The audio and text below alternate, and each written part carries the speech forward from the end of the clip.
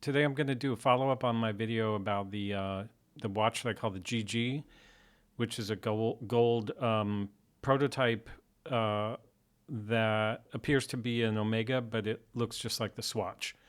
So I did a previous video about this, and I made a PDF. And in the previous video, which is hour long or less than an hour, I just kind of walked through the PDF, which was 24 pages at that time. The PDF is now 60 pages long, and I'm not going to try to go through every page of it because it's 60 pages long. And at the same time, I want to be as thorough as possible, but I want to add something to the PDF, because you can go to the link in the description and just go look at the PDF and look at, you know, if I pass over something too quickly in the video or don't explain something well enough, the PDF should help. And it also, there are many things in the PDF that I'm probably not going to talk about in this video, just to keep it reasonable in length. So the first thing is, the reason I was interested in this watch is because I just took one look at it and I was like, this is a mystery. It looks like it's an Omega, but it also looks like it's a Swatch. And it has the initials GG on it. I was thinking a lot about Gérald Genta. That leapt out at me. I was like, I'm going to buy this and do an exploration, because that's really what drew me to watchmaking in the first place. One of the reasons I wanted to learn kind of some of the physicality of watchmaking was simply to have a sense of what this tradition in Switzerland is. Like, I've always been interested in watches, but I just was like, I want to actually get a feeling for it, not to become an expert, but to really have a sense of what it is. But the reason I wanted to do that was to go into the details and the stories behind the industry. So anyway, this watch, like when I saw it on auction, I was just like, this could be the perfect watch to talk about. And it turns out it is. And actually, I really cannot imagine, I cannot imagine a more interesting, important watch to talk about in existence, which is weird, because the other thing about this is I was going to do this channel and try to kind of get decent at it over the next few years. And I thought maybe in 5 years or 10 years, I'll know enough to be able to do interesting things about the industry. And then this watch kind of came up too early, because it's I'm not ready for it. That said, I did take the watch to Omega headquarters in Bienne a week or so ago. I met with Heritage, the director of Heritage, and the Heritage watchmaker from Omega, and also the archivist and historian from Swatch. And that was super cool, and I really appreciate them speaking with me. So that led to more questions than answers, and I think that that's what the PDF kind of, it tries to address all of their questions. And okay, so the things that have changed for people who've been following this, the things that have changed in my mind since the last video is that I now think that the watch is probably from 1965, not 1969 or 1970. The reason I had kind of fixated on 1969-70 was because the movement serial number dated to 1969. But Omega also dated it, and it didn't even go into service until 1970, March 1970. That's when it like entered their books. And they said that it went to Gamio, which was Omega's case division at the time, as a spare part. They also said that if it had been intended for an official prototype watch, Omega, it would likely have had its bridge with the serial number changed to a prototype serial number. So that's something they did just to keep track of actual prototypes. And because it doesn't have that, that was a negative for them in terms of it even being a Omega prototype. But that was helpful information, because what it did was it triggered in my mind, well, the movement could have been put in anytime. It was a spare part, so that's kind of better, let's say, for my hypothesis, that it is a prototype than if it had been issued in a Seamaster, which is also in the archives if that had been the case. So it was issued as a spare part in 1970 at the very end of the run of the Cal 601, which it is. And I thought, well, it could have been put in at any time, so therefore that means that it doesn't actually date the case. So the Cal 601 was made from starting in 1962 and ending in 1970. So that meant that the case could be as old as 1962. And what that did was allow me to think, well, what if the case has a prototype number, the reference number in the case is 135.017 SP, which is the reference number for a Seamaster Cosmic that was released in 1966. So I thought, well, now that I don't have the contradiction of the serial number date and the case being for an earlier reference, it's possible that this was actually a prototype for the 1966 Seamaster Cosmic. And now that's what I think it is. And therefore, I think it was designed in 1964 or 1965. And that's at a time when, according to the literature and Evelyne Genta, Gérald Genta's wife, Gérald Genta was working on contract, exclusive contract with Omega from 1960 to 1965. So there was another theory I had based on 6970 that Gérald Genta made it in his own workshop, which he opened in Geneva in 1969. And if it was made in 1965 when he was at Omega, then it was not made in his workshop. But there's no reason why, there's no reason why it couldn't have been made by Omega, sent out to the normal case making. And this is me talking. I should qualify that, because I actually came up with this theory after talking with Omega. So this is not like a collective opinion of myself and Omega and Swatch. This is my opinion. Because again, this didn't even occur to me until after the meeting. 1965, it still could have been created through the process of a 1965 prototype, which would mean the case goes to a case manufacturer or a case prototype maker, and like Gérald Genta, which is one of the theories I had about who made it, but also there were precious metal case makers in northern Italy, which is not far from Switzerland, that worked with Omega. And I don't know, I haven't found any evidence that it's any particular one of those. I've just read that there were several. One was called Lascor, and there was a person there named Fontana that worked with Genta after those years. I don't have any record of him working or articles about him working with Fontana before those years, 65. Anyway, it could have gone out to a case maker, and it could have gone out to a buckle maker. So the other thing that I've discovered since the meeting was that I looked really closely at the 750 stamps on the buckle, the free ring, and the case. And the buckle, the 750 stamp is different. So I thought, if the buckle was made in a different place, as it would be if it was farmed out to a buckle maker, even in precious metal, the different place might be a different room at the precious metal factory, or even a different table, or it might be a different vendor altogether. But in any case, the buckle seems to have been stamped somewhere else, which makes sense unless it was done in a very small workshop, like if it was a student or a hoax of some kind, or if it was even in Gérald Genta's own workshop. The fact that different stamps were used for the buckle kind of suggests to me a more industrial process like Omega would have had in place. So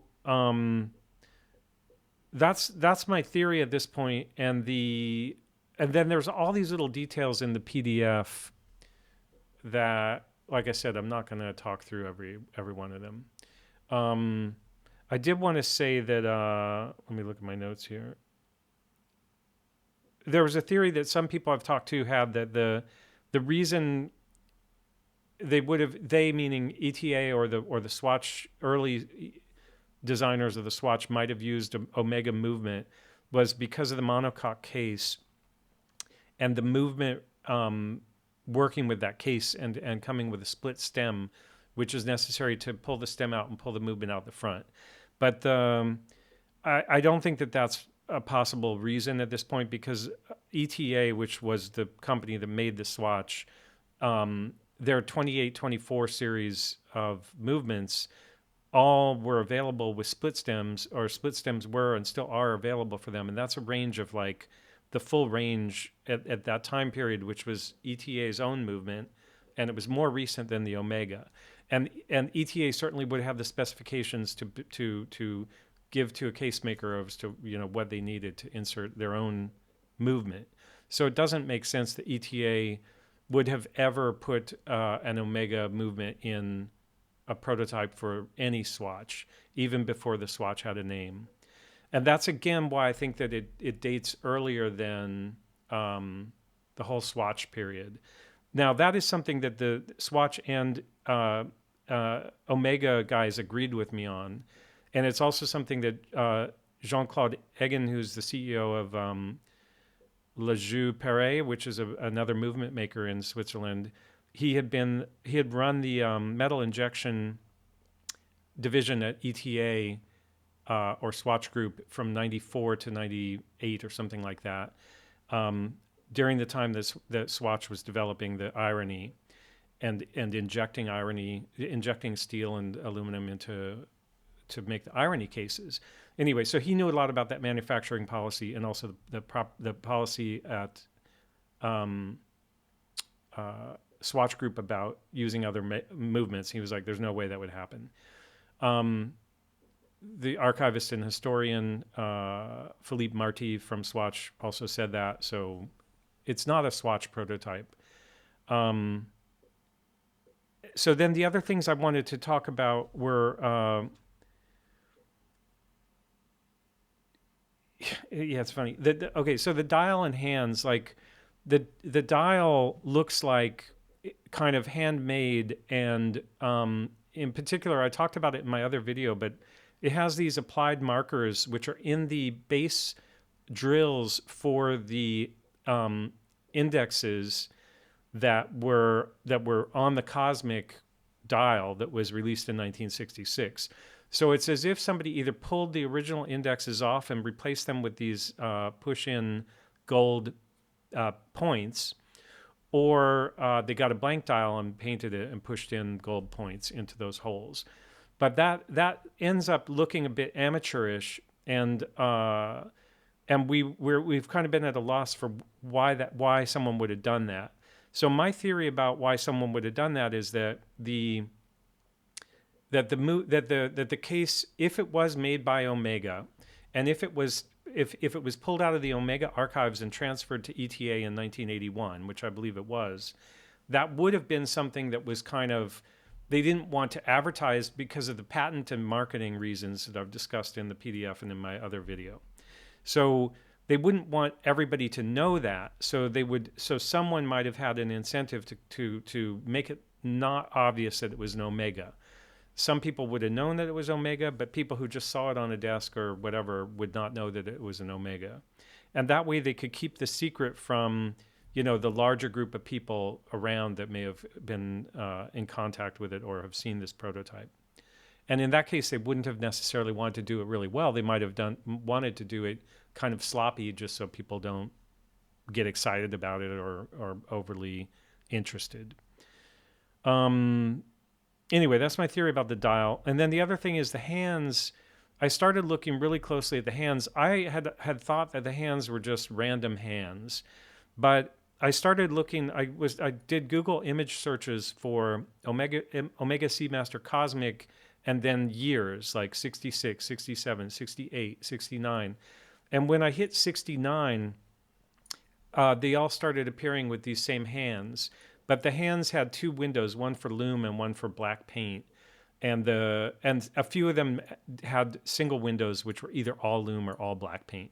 But anyway, the hands are identical to the hands that were used in the GG prototype. But those hands arrived, and then I started looking more closely, and some seem to be on 1968 models as well. So that's also something where I was like, well, the hands kind of date the watch to 68 or earlier. If it's a prototype, it makes sense that they would use these hands, and actually kind of puts it right when those hands would have been released, I think.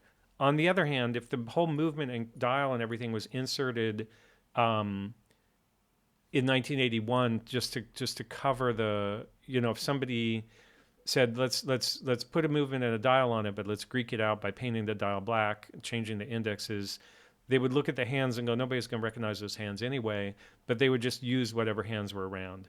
So at that point, the hands also don't date it, but they also do tie it to the standard dial and hands for the Seamaster Cosmic, at least circa 1969, let's say. But again, that doesn't mean that the thing couldn't have existed in 65. All those parts would still fit because it was made for that caliber movement, which the dial and hands were also made for. So I think that's mostly what I wanted to talk about. And then the PDF just kind of goes into detail about all this stuff. Oh no, there's something else that's kind of important. Let me just go to the PDF though. Well, one thing, I still have this box that it came in, and when I saw this box, I've done a lot of collecting over the years of electronics and cameras, computers that come in packaging like this. Like, I'm embarrassed, but it probably, many hundreds of items, dating back to the beginning of the electronics era, and even before that with mechanical cameras.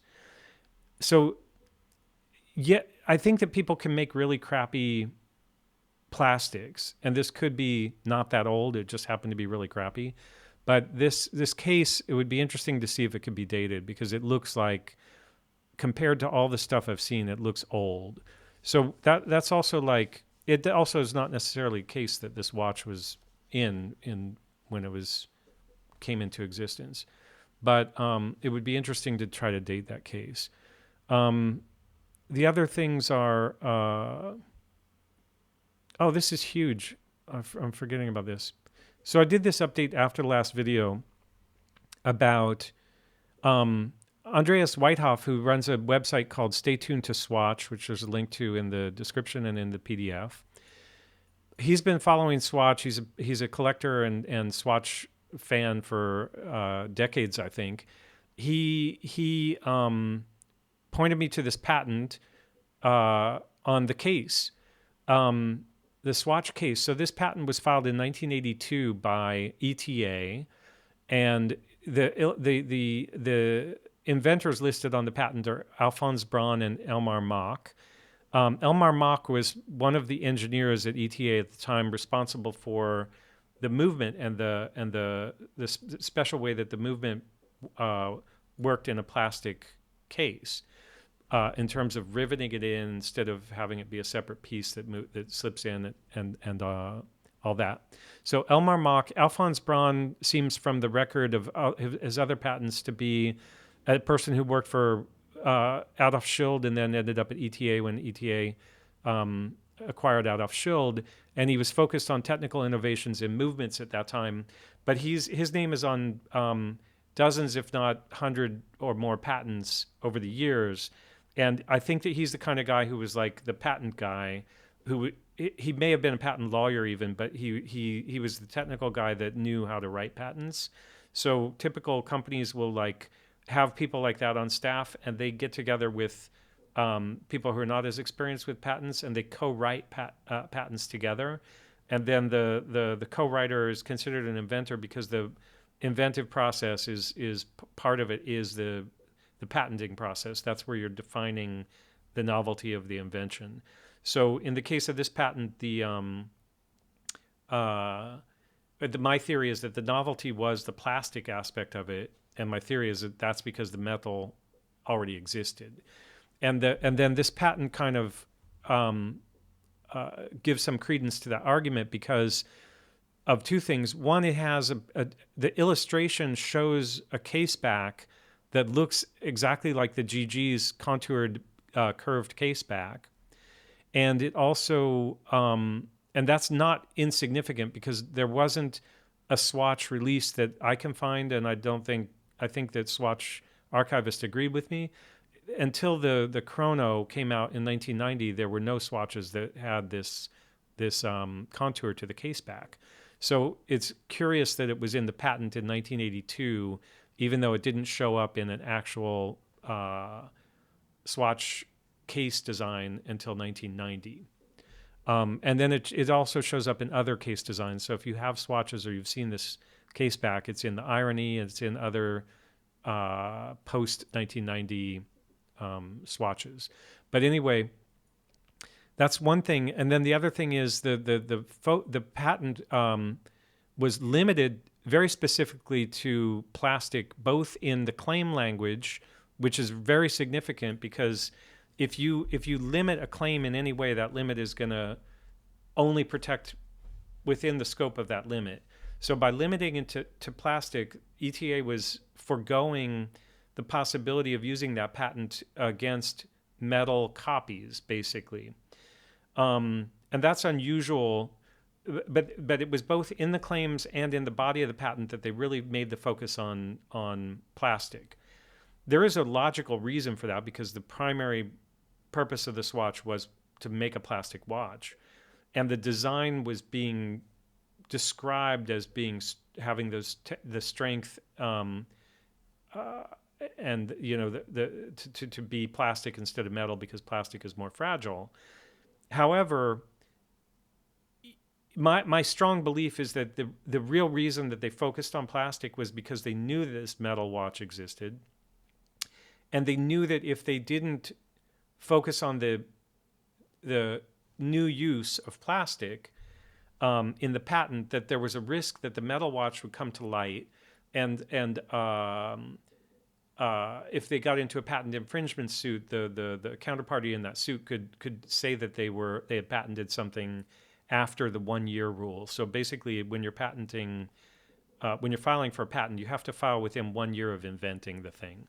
So if somebody had found out that the prototype was 10 or 15 years old, and they had claimed metal, it could have invalidated the patent because they could be accused of inequitable conduct.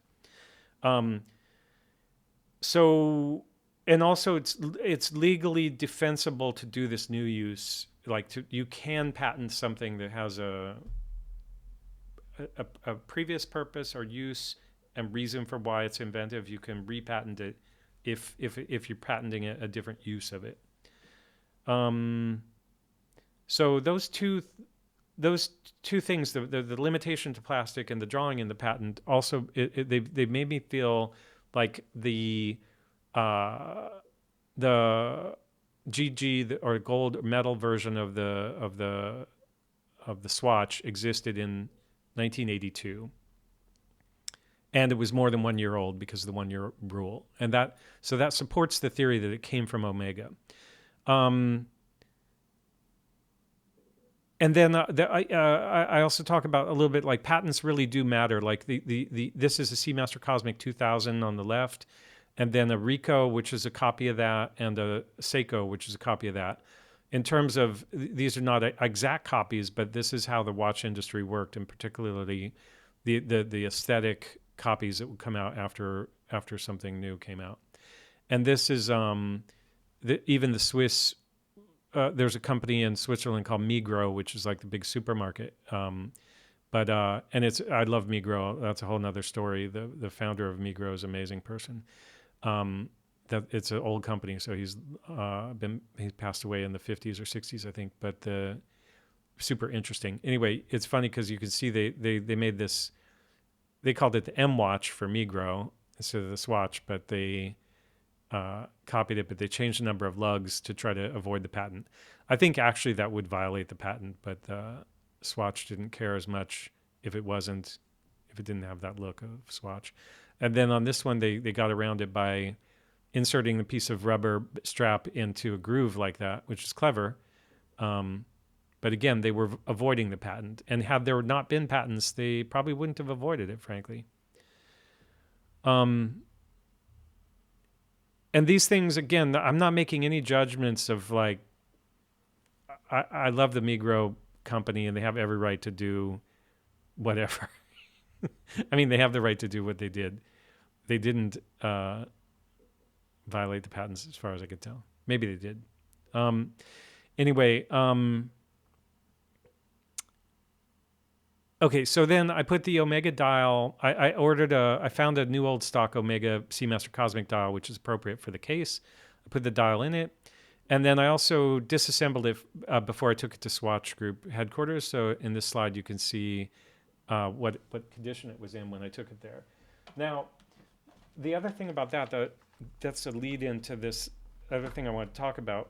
One of the things in the box, there's the box of parts, was this. This is called the Zog prototype. So this is a plastic prototype from 1981. Sorry. This doesn't have a dial hands. The crystal comes off. You can see it's basically you can see how the movement parts weld into the plastic, but you can also see it doesn't have the quad lugs, and the history set of it is that they made 300 of these, and people wore them around, and 1/3 of them broke. I think the plastic part. So that's what they said. So then that's why they said they introduced the additional lugs. Now, my theory is that was kind of a cover story in terms of the publication of that, because I think that they already knew they were going to go with these 4 lugs. But whatever. That's, again, there's a competitive aspect to this and the need to have strong patents that I think drove some of this, the communication around the origin story, let's say. And I don't have any problem with that. Oh, but the thing I wanted to talk about is like another thing that interests me about this is, as some people may know, I'm also an inventor, and I invented a camera system, and I patented it in the early 1990s. This is, and I don't want to go into too much detail, but basically, I made a camera array, and when I first thought of the idea, I wanted to do it with a bunch of off-the-shelf cameras, but they posed a couple of problems to me. One is I couldn't afford the cameras because I wanted, let's say, 100 to be able to prove the concept, or 60 is what I ended up making. And then they also had to be perfectly simultaneous, the shutter, so that you could take a picture of them with all of them at the same time and freeze a moment in time.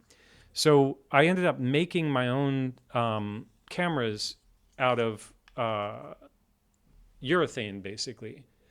I had been a skateboarder. I still am a skateboarder.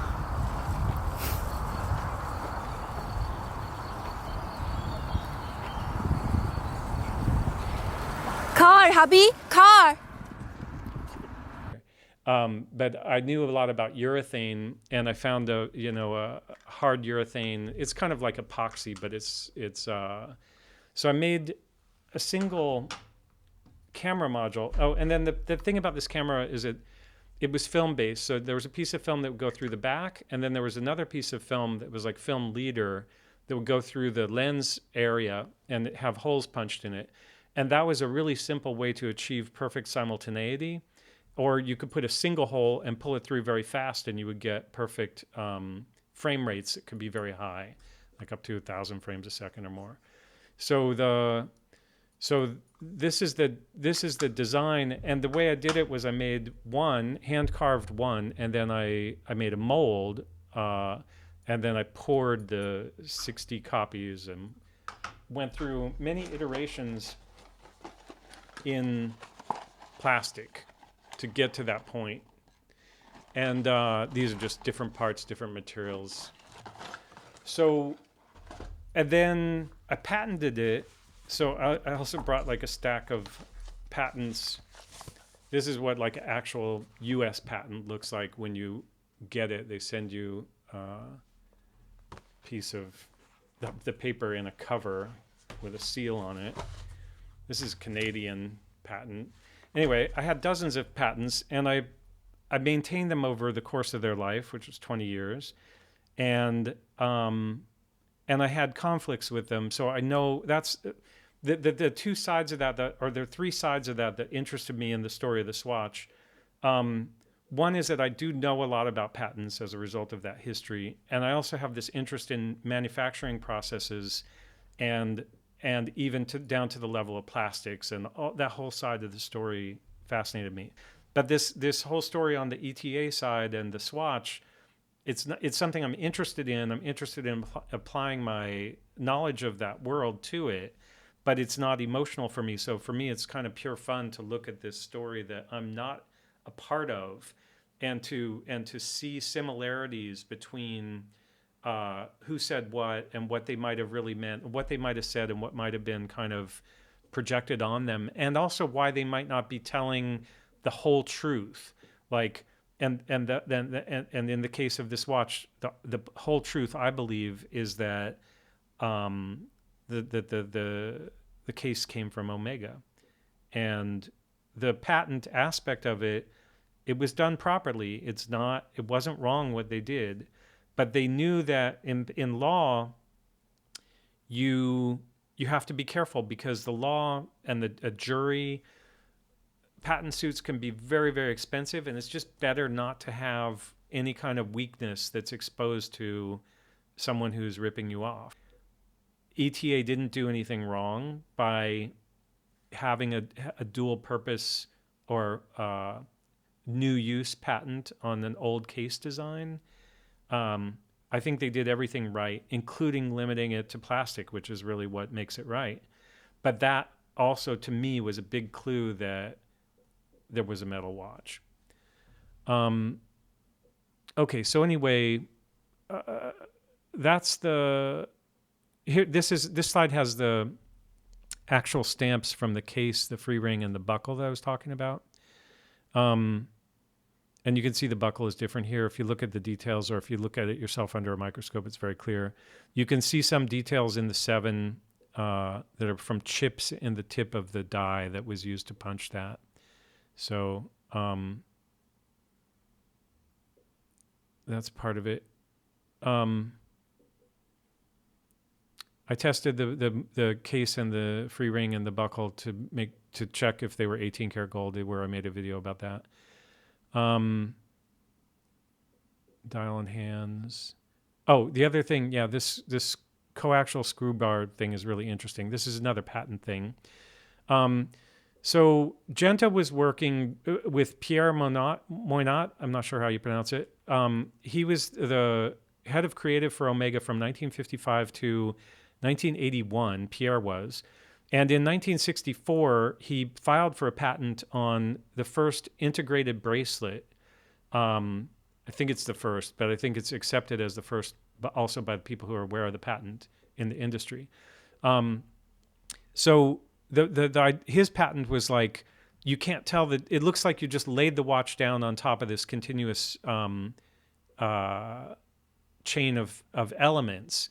And in the process, there were 4 elements that end up comprising the lugs, but they look like they're just part of the bracelet.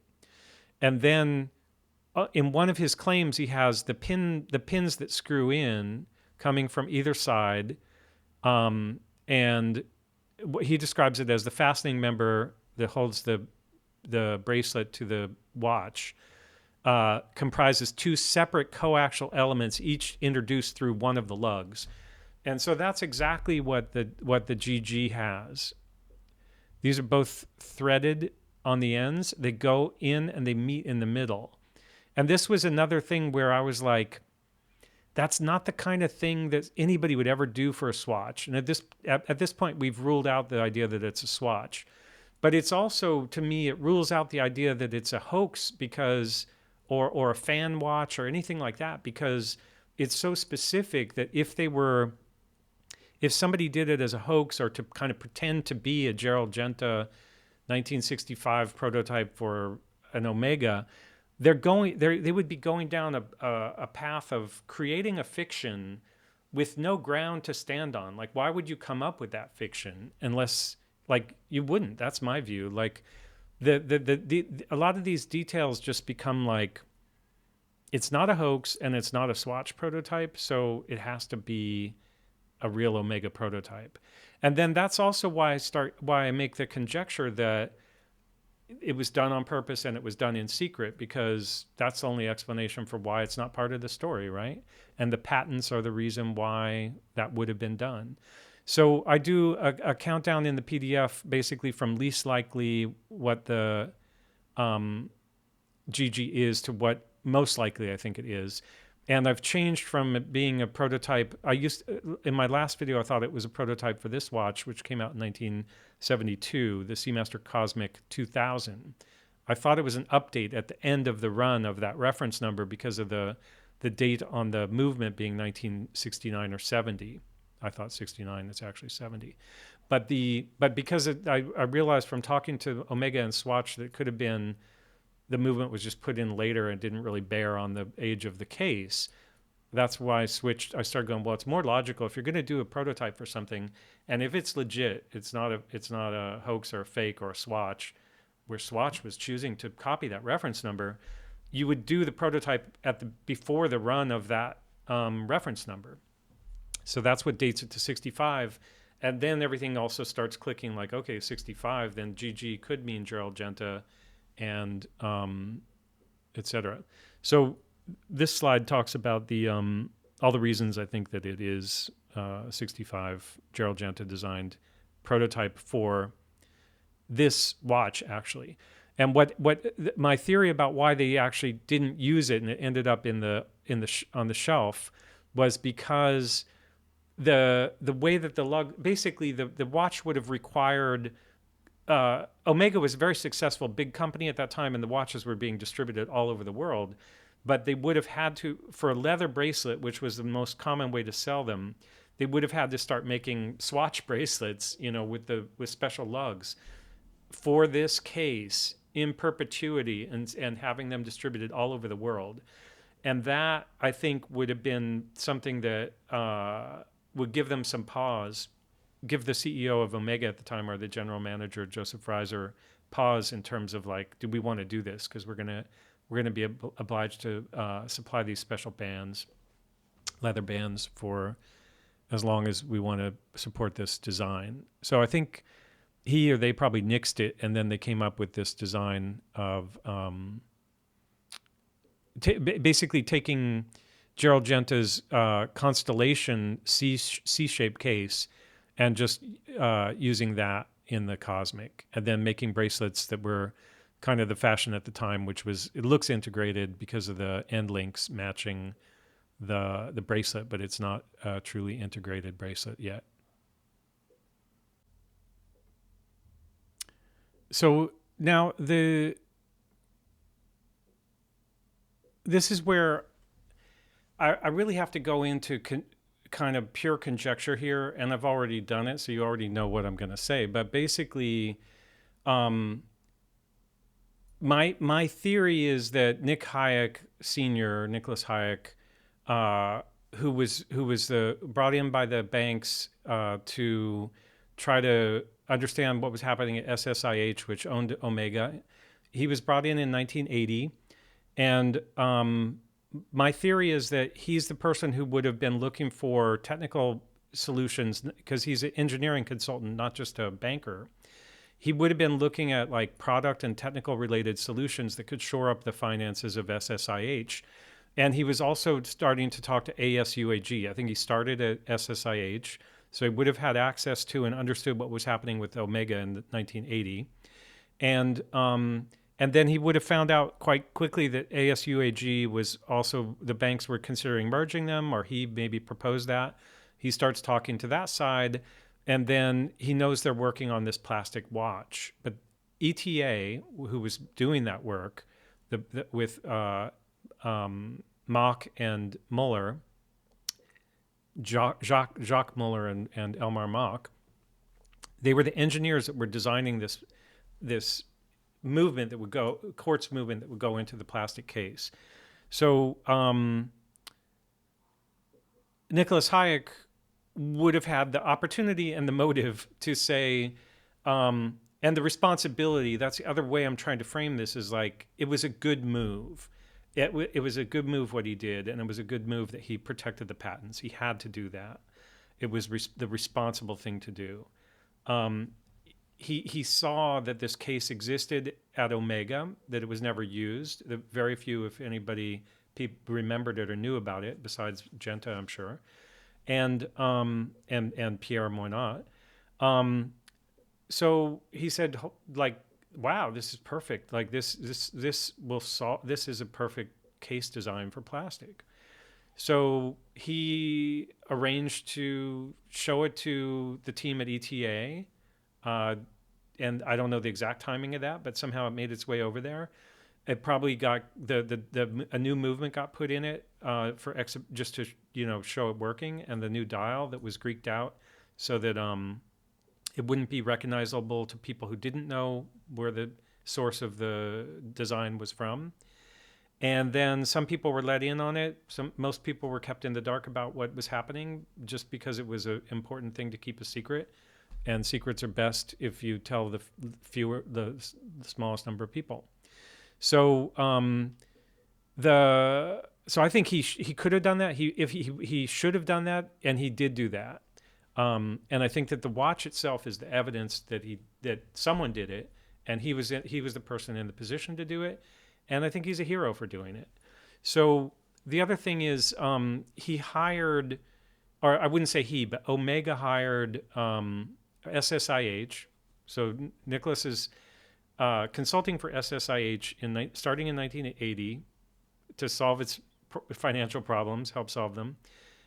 Because the banks were worried there were so many loans, like the whole watch industry was there were debts all over all the supplier and everybody too. So they needed to shore up the whole industry by making sure that these big holding companies themselves didn't collapse. So Nicholas Hayek is there. He has the ability and probably authority quite quickly after he came in to say, let's do this. Let's keep it a secret. And then the only issue we're going to have is that Genta is going to recognize it. So in 1981, let's say this. What we know is that in 1982, Omega released the Gérald Genta designed Seamaster titanium Polaris, and that's a steel and gold mixed, or titanium and gold mixed special process case. And Genta, I don't know if Genta was immediately acknowledged as designing it, but he's definitely acknowledged as being the designer of it now. And that was a quartz watch. So Nicholas Hayek would have been there. He would have been involved in talking to Genta about that creation. And he could have and would have and should have, and I think did, say to Genta, hey, look, we want to use this old Seamaster design. It's perfect for this project at ETA. We also want you to do, we want to be fair with you. What would you like to do with the Polaris in terms of compensation or whatever? The Polaris will also be a cool watch. It's a quartz watch. This is all, in the spirit of making sure that the Swiss watch industry survives this transition / competition, quartz competition to its core competency of mechanical movements. And then I think Genta said, of course, like I would do that in a minute. So he did it. And then the evidence of that is kind of flimsy, but it's Nick Hayek Jr. Senior. Nicholas Hayek's son is now running Swatch Group. So he's junior, and Nicholas Hayek Senior is who was running it at the time. Anyway, Nicholas Hayek Senior is pictured throughout the decades that he was running Swatch Group. Oftentimes he would wear 4 to 8 watches, like 2 to 4 watches on each wrist. And in the majority of the pictures taken of him, publicity pictures where he was obviously posing and put those watches on just for the pictures. I hope so anyway, maybe not. Anyway, he's always wearing, not always, but in the majority of the pictures I've looked at, he's obviously wearing a Seamaster Polaris. And the other watches are changing all the time. So to me, that's also like, that was a special watch for him. And the reason is, even if my whole theory is wrong somehow, which I don't think it is, he was there when Genta was hired to make that watch, and it was special to him for some reason. It may be. See, I don't even like doing the second guessing thing now because I just think it's so obvious that this story is true. I mean, my hypothesis, but there are so many aspects of it that are true that when you start trying to pick it apart, you got to go like, okay, wait. It's like the game Mikado where you pull out the sticks. None of the sticks can really be pulled out because they're all being supported by the other parts of the story, as far as I'm concerned. Anyway, the Seamaster Polaris. Polaris is the name of the North Star. And I just love the idea that, somehow they came up with that name, the North Star. The North Star is like the Swiss watch industry. They symbolically were saving that by following their own North Star. And I just love it. I think it's a beautiful story. So the other thing is the Seamaster Cosmic, the first Omega in space was in 1965, and that was in orbital space. It went on a spacewalk. They didn't land on the moon yet. And NASA chose the Speedmaster for whatever reason. Like Omega gave them, my understanding of the story is they picked it on their own, or Omega gave them a choice, and they picked the Speedmaster. The Speedmaster had been made for racing, but the Seamaster was like the underwater watch, and in some ways was better positioned to be a space watch. It's just that NASA didn't pick it. But Omega at the time was still either they were still really thinking about the Seamaster should be the space watch. So the advertising, which there's a link to in here, this is an actual ad for the Seamaster Cosmic. You can see they were pushing it for their space heritage already, and this is before, like I said, before landing on the moon in 1969, and that was a Speedmaster that in '69 also. But the Seamaster made sense, and that's why it was called Cosmic, and that's also why I think the design. How do I go back to my PDF now?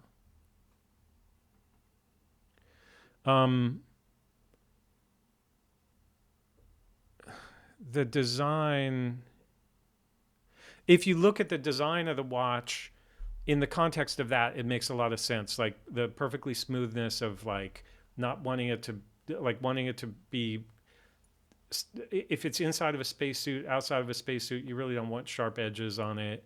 And it's a beautiful design. It just wasn't in the vein of everything else, the other designs at that time, because of that softness to it. And then ironically also with the Swatch, the whole thing that they at least talk about in, like, I have some books and things I've also bought and read about Swatch, but basically the design goal with Swatch was to have the case be almost invisible, like featureless and timeless, and something that was really more focused on the dials and the colors, so that the case kind of was so understated that it was invisible. And so I think that the smoothness of the Seamaster Cosmic prototype, or the GG, also kind of accidentally happened to fit that design aesthetic perfectly. And let's see what else I wrote here. Okay, so this is about why maybe they did the dial change to hide it. And this is a case that was, this is a bracelet that was sold with the original Seamaster Cosmic. So, and this kind of has this extension, like it has this feeling of the same of the bracelet kind of taking the flow of the lugs from the GG in terms of width and numbers and stuff. It's not. It's like an inspired by kind of design, not a direct. Because the other thing is there's an offset necessary in these bracelet elements that the GG would not have that offset as it rolled into whatever kind of integrated bracelet they might have designed for that. And then in the update, the Seamaster 2000 update in 1972, the design shifted like this to a single element of stainless steel that held the integrated bracelet on. And by that time, integrated bracelets were starting to become popular enough that they didn't need to have the leather option even in the market. They could just sell integrated bracelet sport watch. So that's it. I'm sure I forgot a ton of things, but the video is probably also 45 minutes longer than I intended it to be. I'm not so comfortable with the whole thing about talking about patents because it always makes me uncomfortable to talk about my own story. But I felt like it was relevant to why this interests me and why I am passionate about these topics. And I don't feel like I did a great job of expressing in a really clear way why I feel like some things within that realm of patent protection are completely defensible, even if they're done in secret, like what Nicholas Hayek did, and why some other things may not be as defensible. But you've always got these individual personalities that are involved, and sometimes corporate interests align with societal interests and individual interests, and sometimes corporate interests are not aligned with societal interests or individual interests. And that's something that really fascinated me from the beginning of reading about the history of the Swiss watch industry and government and bank interventions, because it raised this question for me, like what I see happening in the world today. A lot of it is coming out of Switzerland, ironically, through the NGOs and WEF and all that. But there's a lot of corporate interests kind of driving agendas that they say are in the interests of society and individuals. And a lot of it is not. A lot of it is being driven purely for corporate interests and being whitewashed with public interest. So I'm a person who really loves Switzerland, and I'm sure Switzerland has its own faults in terms of the corporatism that has also been a part of Swiss history. But this particular aspect of it in terms of the formation of Swatch Group and how it kept the Swiss watchmaking tradition alive through the quartz crisis, I think it really did work. And I think it's a reason to be hopeful about politics and the possibility of industry and governments intervening in ways that are positive for society. Anyway, that's probably more personal and philosophical than most people want to hear in a watch video or blog, but it's really where my interests lie. So there's some links at the end of the PDF to the people that helped me get information in the process of doing this. I've put a note on there that none of these people have specifically endorsed anything I'm saying. I'm not speaking on their behalf. I appreciate that they talked with me, oftentimes challenging my hypothesis, and if they agree or not, that's up for them to tell you. I'm not saying that just because these people talk to me that they're in agreement with my views or method of trying to figure this out or my conclusions. Okay, thanks for watching. There'll be an update at some point also, because I'm kind of like a single person right now that believes in this, and I think that it'll be interesting. I think that no matter what, it needs evidence. It needs witnesses, which may not exist or may be very limited. Without some kind of forensic evidence or follow up that kind of gives people a sense that this is more than just a theory, but it's fact. It may sit on the back burner for a while, the story of this watch, until somebody comes out and says, yes, this is true, I was there, or we figure out some forensic ways to actually date the case, the gold or the stamps or that kind of thing. Okay, thanks again. Sorry for all the run-on sentences and all that. Okay, see you on the next one.